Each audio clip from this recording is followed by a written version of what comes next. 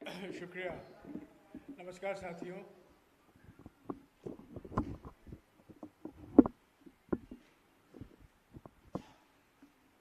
ये जो चुनाव होने वाले हैं छत्तीसगढ़ में, ये विधानसभा के लिए चुनाव है। ये राष्ट्रीय चुनाव नहीं है, लोकसभा के लिए नहीं है। और ये छत्तीसगढ़ से संबंधित मुद्दों पर ही लड़ा जाएगा। कांग्रेस पार्टी का ये मानना है कि जो हमारा चुनावी अभियान है, हमारा घोषणा पत्र है, जो हमारे गारंटी है, जो हमारे वादे हैं, ये स्थानीय मुद्दों पर केंद्रित है। छत्तीसगढ़ की जनता की जो चिंता है, छत्तीसगढ़ की जनता की जो उम्मीदें हैं, उसको हम हमारे अभियान के द्वारा दर्शा रहे हैं। परंतु भारतीय जनता पार्टी, जिसके खिलाफ हम लड़ रहे हैं, यहाँ दो ही पार्टी हैं, मुख्य पार्टी बीजेपी और कांग्रेस। बीजेपी की रणनीति सिर्फ ध्रुवीकरण की रणनीति है। इसके अलावा खास तौर से छत्तीसगढ़ में ध्रुवीकरण के अलावा उनको और कोई मुद्दा नहीं है। ये एक मुद्दाहीन पार्टी है छत्तीसगढ़ में। यहाँ प्रधानमंत्री आएंगे, आए हैं, आएंगे, गृहमंत्री आए हैं, आएंगे, उत्तर प्रदेश के मुख्यमंत्री आएंगे, असम के मुख्यमंत्री आए हैं, और उनके चुनावी भाषणों में सिर्फ एक ही मुद्दा है, ध्रुवीकरण की। आपको याद होगा 16 तारीख को गृहमंत्री छत्तीसगढ़ आए थे, 18 तारीख को असम के मुख्यमंत्री आए थे, और उनके चुनावी भाषणों के खिलाफ कांग्रेस पार्टी ने चुनाव आयोग को एक मेमोरेंडम भी पेश किया है। हमने शिकायत की, मैं खुद गया था चीफ इलेक्शन कमिश्नर से मिलने, और उन्होंने नोटिस असम के मुख्यमंत्री को दिया है, जो कवर्धा में उनका भाषण था। हालांकि अब तक उन्होंने गृहमंत्री के बारे में कुछ कार्रवाई नहीं की है, पर हम उम्मीद करते हैं कि गृहमंत्री का भाषण भी उनको जो कार्रवाई करनी है वो करेंगे। पर ध्रुवीकरण के अलावा भारतीय जनता पार्टी के पास और कोई मुद्दा नहीं है। और जो दिन बाकी हैं चुनाव के लिए, अभियान के लिए, प्रधानमंत्री, गृहमंत्री, अलग अलग मुख्यमंत्री लोग जो आएंगे, सिर्फ इसी भावना से आएंगे, हम किसी न किसी तरह से ध्रुवीकरण को हम और प्रोत्साहन कैसे दें। हम इसका मुकाबला करेंगे, हम डरते नहीं हैं। पर मैं साफ कहना चाहता हूँ कि ये जो चुनावी टक्कर है, एक तरफ एक राज्य सरकार जिसकी 5 साल की उपलब्धियां हैं, और दूसरी तरफ एक राजनीतिक पार्टी जो मुद्दाहीन पार्टी है, जो सिर्फ ध्रुवीकरण में विश्वास रखती है। दूसरी बात जो मैं कहना चाहता हूं आपसे, प्रधानमंत्री आएंगे, दुनिया भर की बात करेंगे,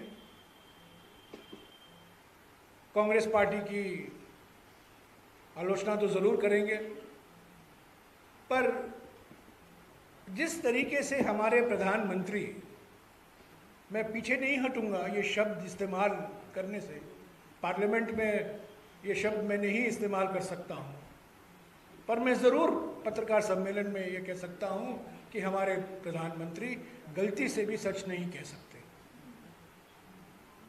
वो छत्तीसगढ़ आए, गृहमंत्री भी आए, और नगरनार के स्टील प्लांट, इस्पात कारखाने को लेकर उन्होंने क्या क्या नहीं कहा, पर वास्तविकता क्या है? वास्तविकता ये है कि अक्टूबर 2020 से लेकर पिछले 2.5 साल मोदी सरकार नगरनार इस्पात कारखाने को बेचने में लगी हुई है और आज कहते हैं इसका निजीकरण नहीं होगा, पर सबूत है। और मैंने 5 अक्टूबर को प्रधानमंत्री के स्टेटमेंट का मैंने खंडन किया था कि मोदी सरकार खुद निजी कंपनियों से प्रस्ताव मांगे हैं बस्तर के स्टील प्लांट के निजीकरण के लिए। और मैं विश्वास के साथ कह सकता हूं कि आज बस्तर का स्टील प्लांट है, अगर मोदी सरकार को मौका मिले तो भिलाई स्टील प्लांट का भी निजीकरण वो करेंगे। कल प्रधानमंत्री दुर्ग पधारने वाले हैं, इसीलिए मैंने भिलाई का मिसाल लिया। हमारे देश का उद्योगीकरण भिलाई से शुरुआत हुई थी, भाखड़ा नंगल और भिलाई से शुरुआत हुई थी। और जिस तरीके से हमारे सार्वजनिक संपत्ति है, बंदरगाह है, एयरपोर्ट है, बिजली के घर हैं, सीमेंट फैक्ट्रियां हैं, इनका निजीकरण हो रहा है। मैं इसमें नहीं जाना चाहता हूं कि किस कंपनी के पक्ष में निजीकरण हो रहा है, पर निजीकरण हो रहा है और आप लोग सब जानते हैं एक ही कंपनी खरीद रही है। ये नगरनार तो एक शुरुआत थी और आज प्रधानमंत्री कहते हैं और गृहमंत्री कहते हैं हमारे पास ऐसा कोई प्रस्ताव नहीं था। पर हकीकत ये है कि अक्टूबर 2020 से लेकर मोदी सरकार लगी हुई है इस प्लांट को निजीकरण करने में, और भिलाई भी है। और आपको मैं कह दूं, ये पहला मिसाल नहीं है। छत्तीसगढ़ में कोरबा में जो बालकोप का प्लांट हुआ करता था, उसका निजीकरण वाजपेयी जी के जमाने में हुआ, सन 2001 या 2002 में हुआ। तो ये जो केंद्र सरकार की नीतियां हैं, निजीकरण की नीति है, ये छत्तीसगढ़ की जनता के हित के लिए नहीं है। मैं आपको एक और मिसाल देता हूं, केंद्र सरकार की नीतियों से कैसे छत्तीसगढ़ की जनता पीड़ित है। आप देखिए, सबसे ज्यादा रेलगाड़ियों का कैंसिलेशन छत्तीसगढ़ में होता है। सबसे डिले जो होता है, विलंब जो होता है ट्रेन चलाने में, वो छत्तीसगढ़ में होता है। और आप लोग सब जानते हैं क्यों प्राथमिकता उन रेलगाड़ियों को दी जाती है जो कोयला ले जा रहा है। यानी पैसेंजर ट्रेन को महत्व नहीं, पर जो कोयला ले जा रहा है किसी निजी कंपनी के फायदे के लिए, उसको आप प्राथमिकता दे रहे हैं। और उससे रायपुर में मुझे कहा गया था, रायपुर में रोज कुछ 1 लाख लोग बाहर से आते हैं, इनमें से करीब 80% रेल से आते हैं। उसमें भारी कटौती हुई है। और एक कारण ये है कि अगर आप छत्तीसगढ़ में देखें, रेल यात्रा किस तरीके से इस पर नकारात्मक असर हुआ है मोदी सरकार की नीतियों से। तो दूसरी बात जो मैंने कहा, पहली बात तो मैंने कहा कि ध्रुवीकरण के अलावा उनके पास कोई और राजनीति, चुनावी राजनीति नहीं, रणनीति नहीं है। और दूसरी बात, जो नीतियां अपनाते हैं, जो उनकी नीतियां हैं केंद्र सरकार की, वो छत्तीसगढ़ के जनता के हित में नहीं है। और मैंने आपको 2 मिसाल दी हैं और कई मिसाल हैं। हमारे मुख्यमंत्री ने प्रधानमंत्री को कई बार खत भी लिखा है, भेदभाव करना बंद कीजिए, भेदभाव मत कीजिए। सभी राज्यों को एक समान समझिए, संघीय ढांचा पर आक्रमण मत कीजिए। पर आप मोदी सरकार को देखें तो जहां जहां विपक्ष की सरकारें हैं, कर्नाटका में, राजस्थान में, पश्चिम बंगाल में, हिमाचल प्रदेश में, आज तक हिमाचल प्रदेश में जो भयंकर बाढ़ आया था उसको राष्ट्रीय आपदा घोषणा नहीं हुआ। तो कई ऐसे मिसाल हैं। एक तरफ कहते हैं कि हम संविधान में विश्वास रखते हैं और संविधान का पहला अनुच्छेद है हम एक संघीय ढांचा है। India that is Bharat shall be a union of states. तो अगर आप जो जहां बीजेपी की सरकार नहीं है उसके खिलाफ आप भेदभाव करते रहेंगे तो जनता जरूर चुनाव के वक्त आपको सही जवाब देगी। और छत्तीसगढ़ की जनता भी जान गई है कि अगर भरोसे की सरकार चाहिए तो कांग्रेस की सरकार होना जरूरी है। तीसरी बात जो मैं कहना चाहता हूं कि इस चुनाव में, विधानसभा चुनाव में, कांग्रेस पार्टी ने कई गारंटी दी है, हमने वादे किए हैं।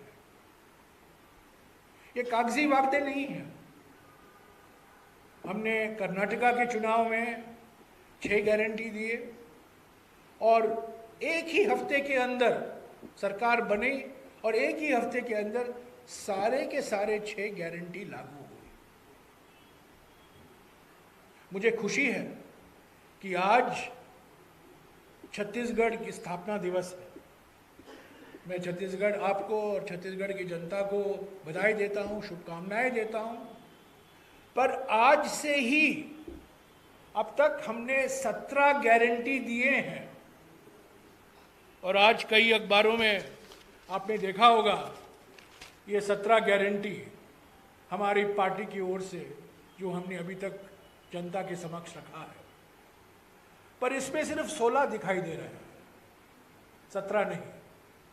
कारण ये है कि वो 17वां गारंटी आज से लागू हो गया है, इसीलिए यहाँ सिर्फ 16 गारंटी गिने।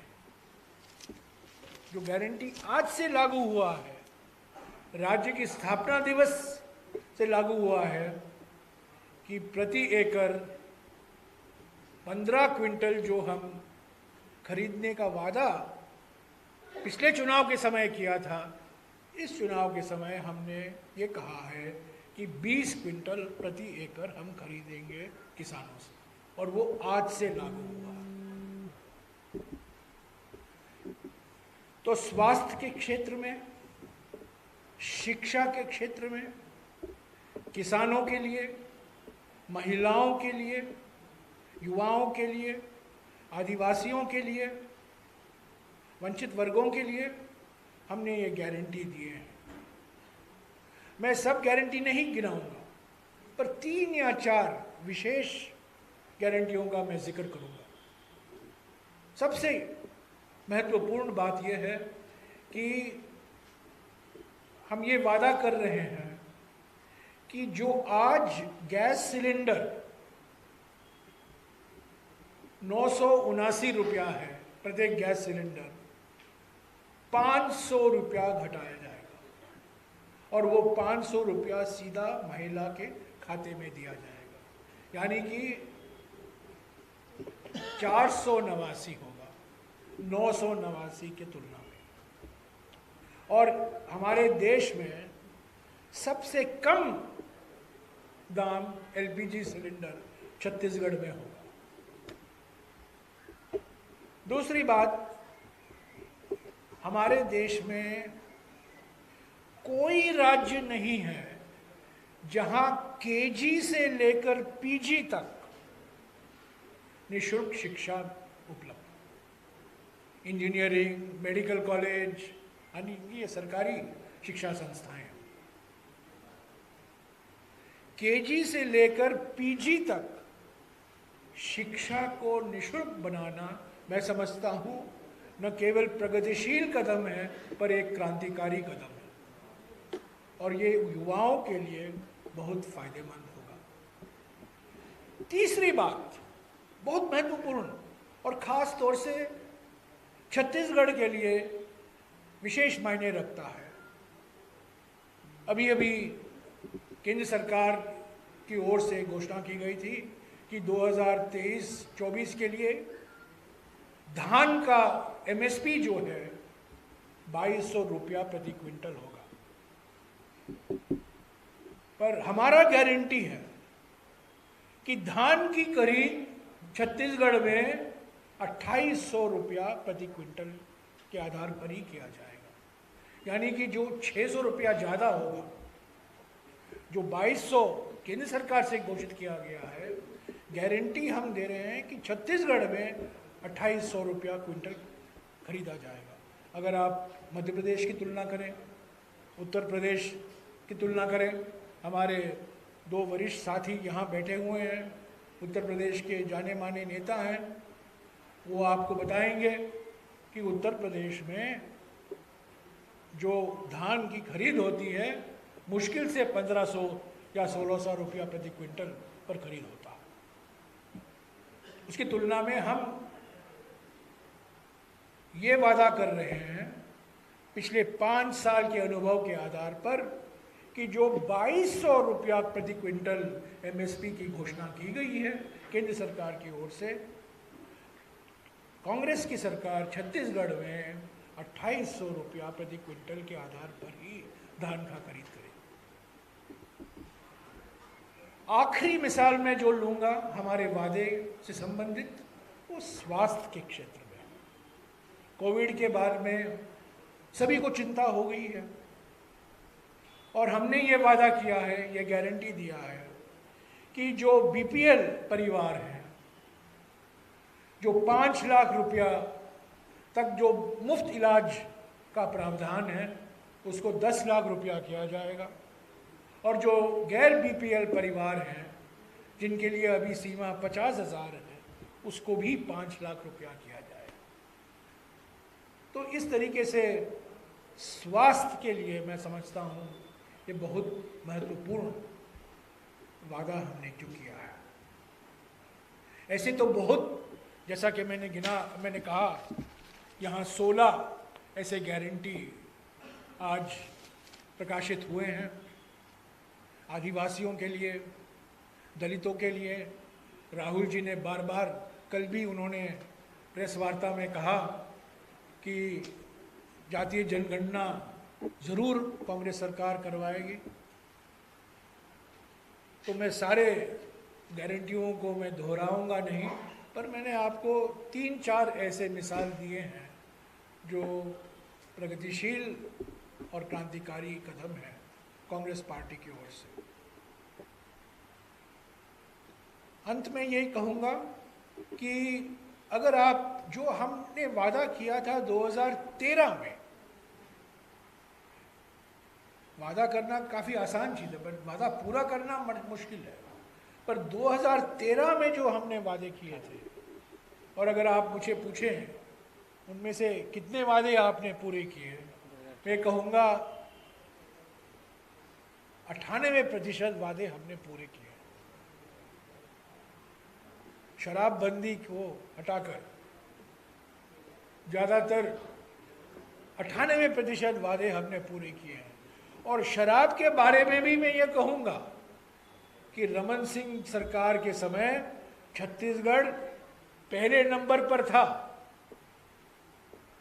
शराब के कंजम्पशन में, और आज 18वें नंबर पर है।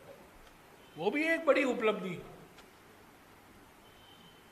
तो इस 2013 में जो हमने वादे किए थे, एक बहुत बड़ा वादा हमने किया था कर्ज माफी, और लोगों ने पूछा अब कैसे करोगे, पर हमने कर दिखाया। और वही वादा हम कर रहे हैं 2018 में भी। तो जो हम वादे गारंटी दे रहे हैं वो हमारे अनुभव के आधार पर दे रहे हैं, हमने कर दिखाया है। और पूरी पारदर्शिता से आप देख सकते हैं क्या ये वादे पूरे हुए हैं या नहीं। तो साथियों, ये चुनाव आते हैं, चुनाव लोग जीतते हैं, लोग हारते हैं, पार्टियां बदलती हैं, पर हमें पूरा विश्वास है कि पिछले 5 साल के अनुभव के आधार पर कांग्रेस पार्टी को जनादेश फिर से मिलेगा, स्पष्ट जनादेश मिलेगा।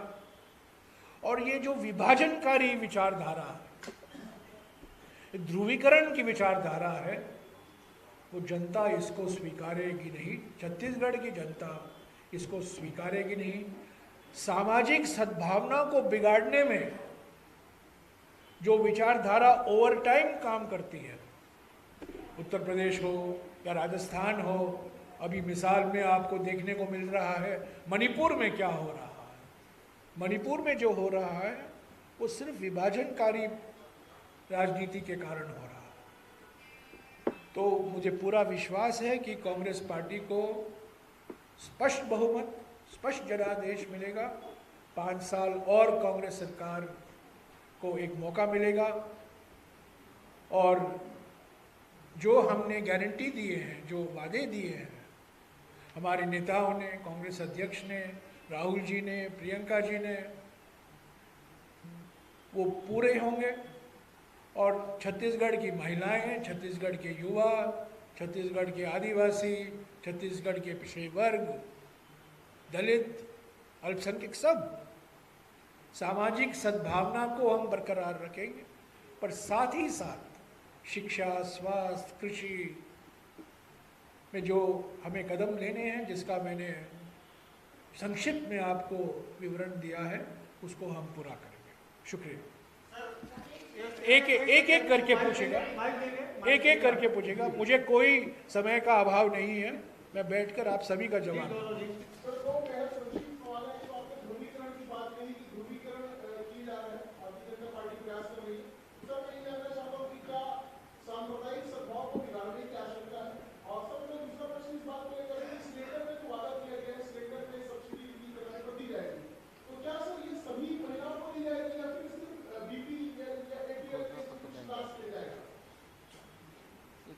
सांप्रदायिक ध्रुवीकरण की बात और दूसरा घोषणा पत्र सिलेंडर की बात कर रहे हैं, सभी महिलाओं को मिलेगा बीपीएल, तो घोषणा पत्र मिल जाता है। नहीं, देखिए, जब मैंने कहा आपको कि ध्रुवीकरण की इनकी रणनीति है, मैं सिर्फ ऐसे हवाबाजी में नहीं कह रहा हूँ, मैं आपको उदाहरण दे रहा हूँ।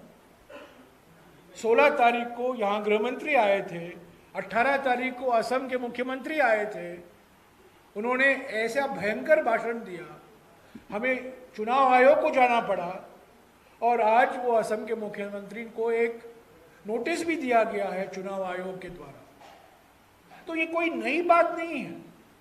सामाजिक सद्भाव को बिगाड़ने के लिए, वोटों के लिए उत्तर प्रदेश में, राजस्थान में, कर्नाटका में भी हमने देखा, सभी राज्यों में हम देख रहे हैं, धर्म के आधार पर, जाति के आधार पर, भाषा के आधार पर विभाजनकारी राजनीति जो बीजेपी और आरएसएस विश्वास रखती है, उसके खिलाफ हम लड़ेंगे।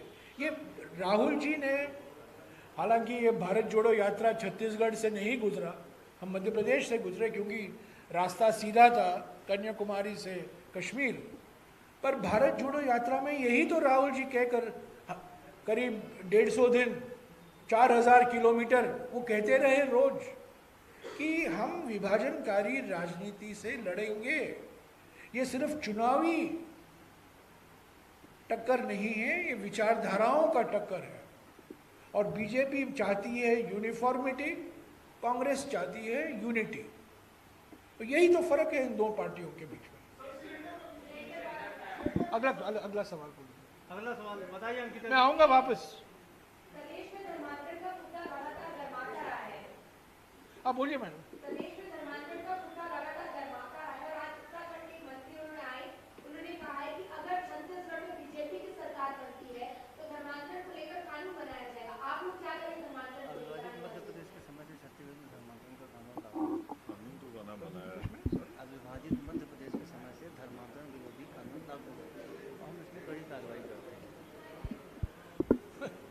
देखिए, बाद में नेक्स्ट क्वेश्चन।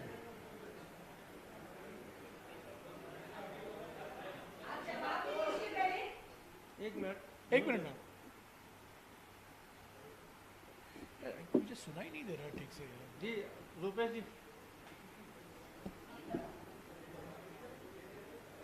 आप सुन रहे हो? नहीं, अविभाजित मध्य प्रदेश के समय से छत्तीसगढ़ में धर्मांतरण विरोधी कानून लागू है, उसका यहाँ पे कड़ाई से पालन भी किया जाता है। मुख्यमंत्री जी ने सार्वजनिक घोषणा किया था, कहीं पे भी जबरिया धर्मांतरण की एक भी प्रकरण हो, FIR करवाए, हम उसका तत्काल उसमें गिरफ्तारी करेंगे, कार्रवाई करेंगे।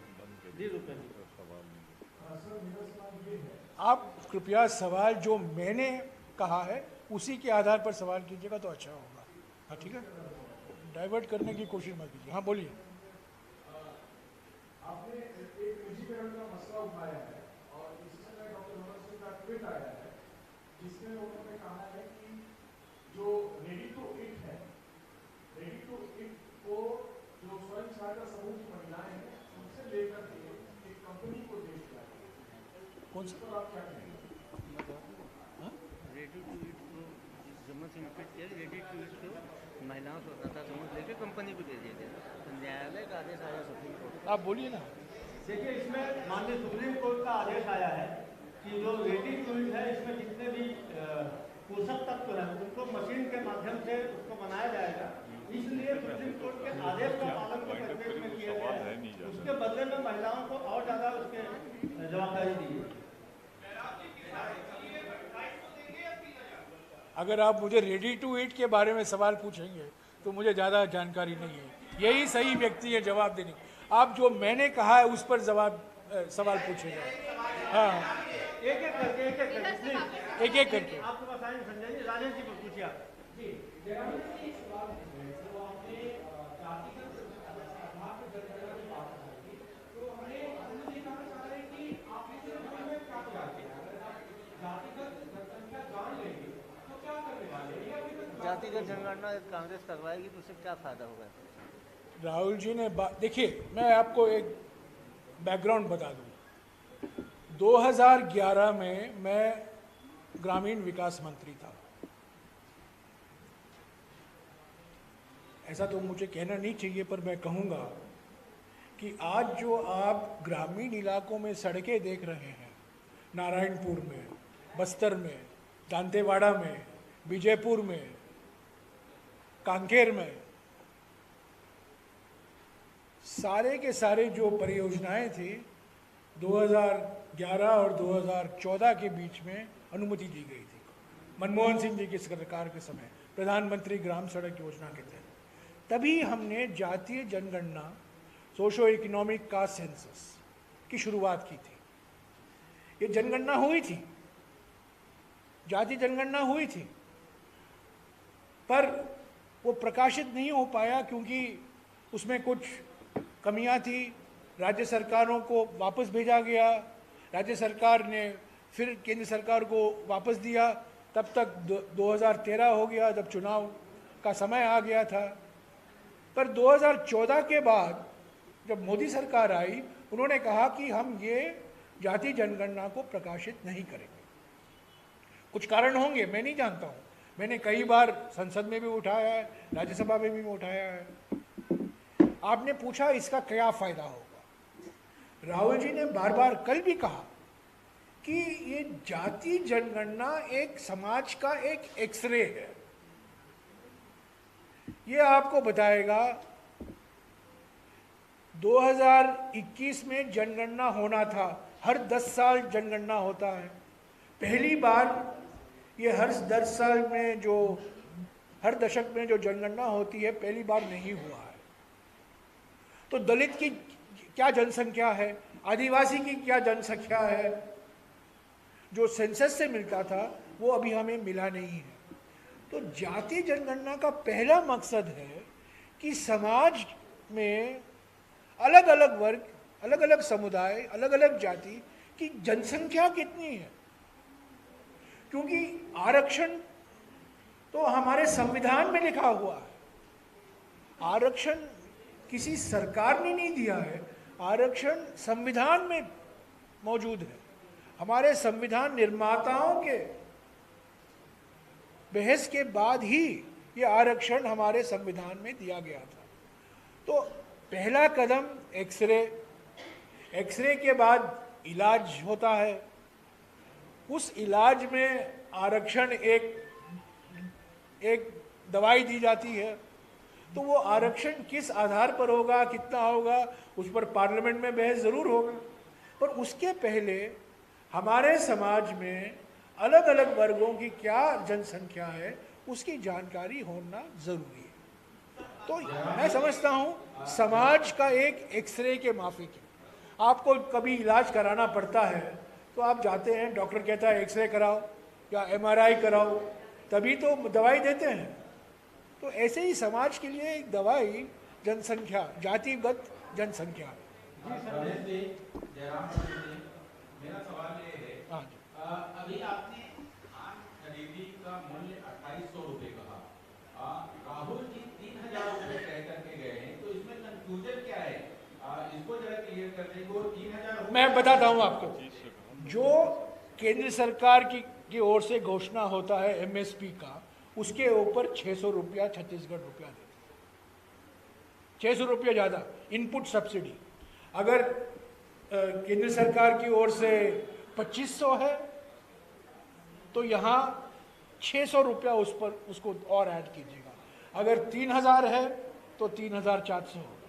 तो यही आज के मुताबिक, आज जो 2023-24 के लिए जो केंद्र सरकार की ओर से घोषणा की गई है वो 2200 रुपये प्रति क्विंटल की है।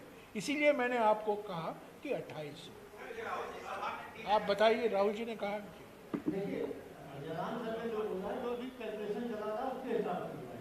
इन फ्यूचर में कांग्रेस की क्या है, धान के MSP की गारंटी कांग्रेस पार्टी देगी। अभी आपने गैस सब्सिडी का मुद्दा उठाया, कांग्रेस नई योजना ला रही है, बहुत बहुत शुभकामनाएं हमारी, आप गैस सिलेंडर देंगे। लेकिन याद रखना होगा कि नरेंद्र मोदी सरकार ने जो ये गैस सब्सिडी लागू की वो इसलिए फ्लॉप हुई कि 6-6 महीने तक ग्राहक के खाते में पैसे नहीं आए और बाद में मोदी सरकार को इसे बदल के करना पड़ा। तुरंत होगा। कांग्रेस इसी प्रोजेक्ट पर आ रही है कि हम ऑनलाइन गैस खाते में गैस सब्सिडी देंगे। शुभकामनाएं हैं, लेकिन क्या इस सबक से कांग्रेस सीखेगी कि वो इसका कोई और प्रोसेस रखना है ताकि उसे बदलाव न होना? देखिए, मैं आपको बता दूं, अगर हमारे देश में यू टर्न के कोई उस्ताद हैं वो नरेंद्र मोदी जी हैं। GST का विरोध किया, आज GST का श्रेय ले रहे हैं। आधार का विरोध किया, आधार का श्रेय ले रहे हैं। कोई भी मनरेगा की आलोचना की पार्लियामेंट में, आज मनरेगा की श्रेय ले रहे हैं। खाद्य सुरक्षा कानून का उन्होंने विरोध किया, आज उसका श्रेय ले रहे हैं। ये जो कैश ट्रांसफर की आप बात किया है ना, डायरेक्ट बेनिफिट ट्रांसफर, ये मनमोहन सिंह जी की सरकार के समय से में शुरू हुआ था और इसको आगे ले चले मोदी सर। हमने कभी कैश ट्रांसफर का विरोध नहीं किया है। कैश ट्रांसफर की शुरुआत हमारे समय मनरेगा में जो वेज पेमेंट होता था वो कैश ट्रांसफर डायरेक्ट बैंक खाते में जाता है, वही कांग्रेस के ज़माने में से आज चल रहा है।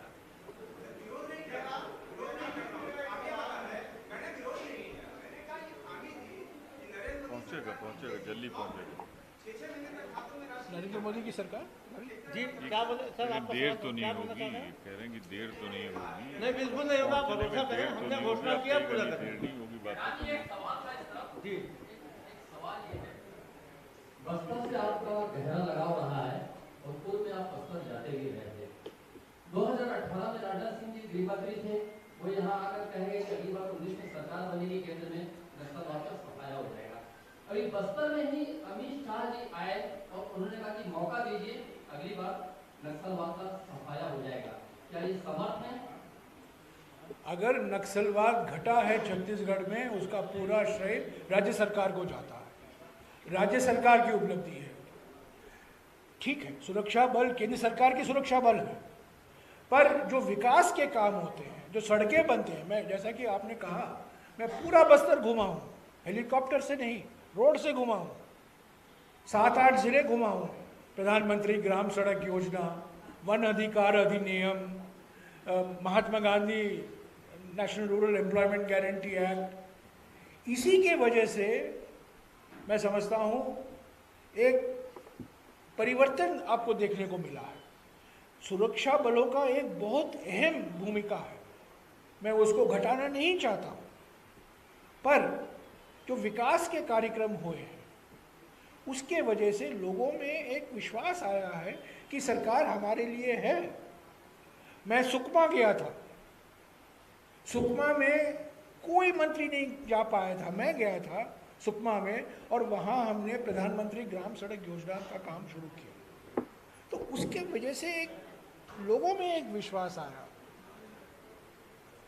और न केवल छत्तीसगढ़, उड़ीसा का मिसाल है, झारखंड का मिसाल है, कई राज्यों में अगर आप देखें तो विकास के काम हुए हैं मनमोहन सिंह जी के सरकार के समय, उसका नतीजा आज आप देखने को मिल रहा है। सड़कें बनी हैं, स्कूलें बने हैं, रोजगार मिल रहे हैं, महिला स्वयं सहायता समूह बने हैं, तो उसका नतीजा आज आप देख रहे हैं। हाँ जी,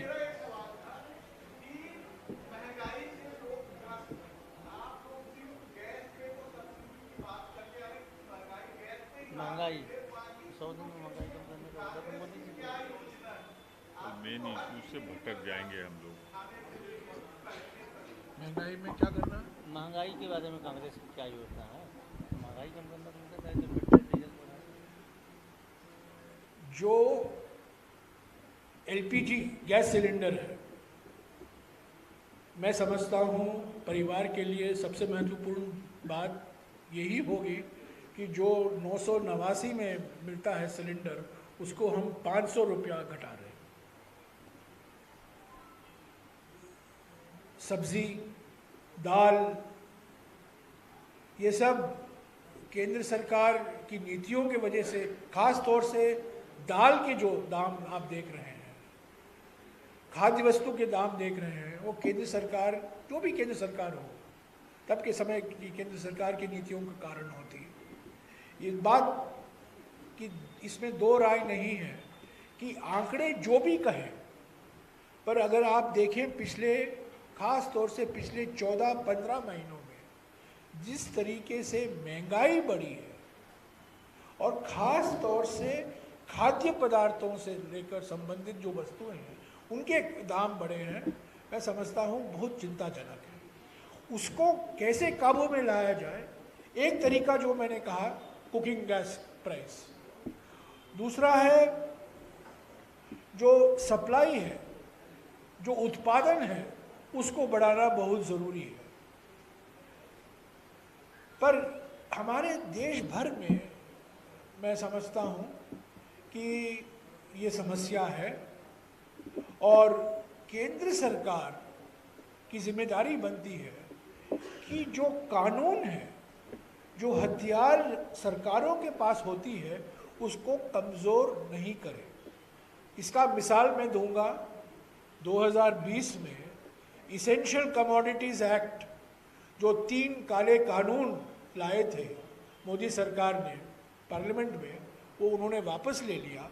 पर उन 3 कानूनों में से एक कानून ये था कि जो राज्य सरकारों पर की जो अधिकार है, जो आवश्यक वस्तु है, उस पर उनकी महंगाई पर रोक लगाने के लिए वो अधिकार वो छीने जा रहे थे। तो ये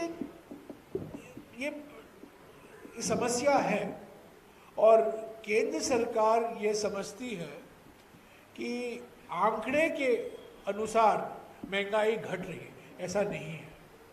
महंगाई, जो आवश्यक वस्तु है, उसकी महंगाई ज़रूर बढ़ रही है, और मैंने आपको 3-4 ऐसे मिसाल दिए। खास तौर से गैस सिलेंडर का दाम मनमोहन सिंह जी के सरकार में 450 रुपया हुआ करता था सिलेंडर। आज हमारे देश में कई ऐसे जगह हैं जो 1100-1200 रुपया प्रति सिलेंडर है। जी सर जी, आपसे सवाल करेंगे। गैस सिलेंडर से जुड़ा एक सवाल है। सब्सिडी तो आप देंगे, लेकिन अगर कहीं ना कहीं सरकार बन जाती है तो सब्सिडी तब आएंगे, तब बात करेंगे कि अभी तक राज्य चुनाव हो रहे हैं। मैंने जो बात की है राज्य चुनाव से संबंधित, जब हम केंद्र सरकार में आएंगे, जब चुनाव अभियान होगा, तब हम केंद्र सरकार क्या करेगी उसका मैं आपको जानकारी दूंगा। आज जो मैं बात कर रहा हूं, केंद्र सरकार की नहीं, राज्य सरकार की बजट से हर एक गैस सिलेंडर के लिए 500 रुपया सब्सिडी सीधे महिला के खाते में जाएगा, छत्तीसगढ़ के बजट से, केंद्र सरकार के बजट से नहीं। मेरा ये सवाल है कि अभी आपने कहा कि यातायात को लेके यहाँ परेशानी है, दूसरा कोयला परिवहन को लेके किसी विशेष व्यापारी को फायदा किया जा रहा है। मैं ये जानना चाहता हूँ कि क्या इससे पहले जो कोयला परिवहन हो रहा है उसको ज्यादा सुविधा दी जा रही है, पैसेंजर ट्रेनों को बंद किया जा रहा है, तो 2-4 साल पहले की बात करें या 2014 से पहले की बात करें, तो कोयला परिवहन तो पहले भी होता था, मतलब प्लांट को बिजली की व्यवस्था पहले भी होती थी, तब कोयला परिवहन कैसे होता था, और आज ट्रेनों को रोककर, यात्री ट्रेनों को रोककर कोयला परिवहन क्यों किया जा रहा है? ये बात सही है, कोयला पिछले 5 साल से नहीं उत्पादन हो रहा है, कई सालों से उत्पादन हो रहा है। और हमारे रेलवे जोन में बिलासपुर स्थित साउथ सेंट्रल रेलवे एक बहुत प्रॉफिटेबल रेल जोन है। तो जो मैं कह रहा हूँ, कोयले का ट्रैफिक कोई नई बात नहीं है, पर इससे पैसेंजर ट्रेनों पर जो असर हो रहा है इस मात्रा में, ये पहली बार मुझे देखने को मिल रहा है, सुनने को मिल रहा है। और ये इसलिए हो रहा है क्योंकि कोयले का उत्पादन का भी निजीकरण हो रहा है। समझिए, ये फायदा किसको मिल रहा है? ये फायदा निजी कंपनी को मिल रहा है। अगर ये फायदा कोई सरकारी कंपनी को मिल रहा था तो मैं समझता हूँ ये स्थिति नहीं उत्पन्न होता। पर आज क्योंकि कोयले के ट्रांसपोर्टेशन से एक कंपनी को फायदा मिल रहा है और सब लोग जानते हैं कि वो कंपनी इस सरकार को चलाती है, उसके वजह से, मैं नाम नहीं ले रहा हूँ, आप सब लोग जानते हैं कि वो कंपनी का नाम क्या है, और उसको फायदा मिल रहा है, और उसका नतीजा आप देख रहे हैं कि पैसेंजर ट्रेनों पर उसका नकारात्मक असर पड़ रहा है। ये बात सही है, आपने कहा 10 साल पहले भी ट्रैफिक था, कोल ट्रैफिक था, पैसेंजर ट्रैफिक था, पर कोल ट्रैफिक चलता था, पैसेंजर ट्रैफिक भी चलता था। पर आज क्यों ये स्थिति है कि आप पैसेंजर ट्रैफिक को घटा रहे हैं, रोक रहे हैं, उसमें देरी कर रहे हैं, और कोयले के ट्रैफिक को आप प्रोत्साहन दे रहे हैं? तो मेरा सीधा ये सवाल है इस केंद्र सरकार से कि ये आप कर रहे हैं ताकि ये निजी कंपनी को फायदा पहुंचे। हो गया, बातचीत करेंगे।